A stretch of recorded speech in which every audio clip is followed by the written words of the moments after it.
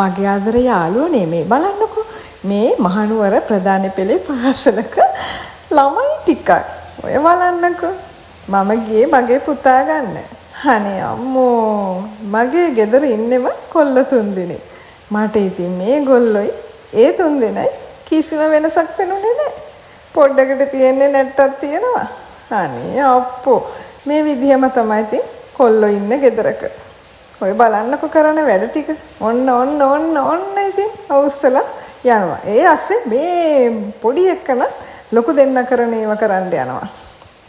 අම්මෝ ඔය විදිහම තමයි යාළුවනේ ගෙදර. ඉතින් මට මේක වීඩියෝ කරගන්න හිතුනේ කිසිම වෙනසක් නෑ මේ කොල්ලන්ගේ වැඩවල. ඔන්න බලන්නකෝ කරන වැඩ අනේ අප්පෝ මට නම් ඉතින් ඇති වෙලා ඉතින් මේගොල්ලෝ නැතුවත් බෑනේ. අයියෝ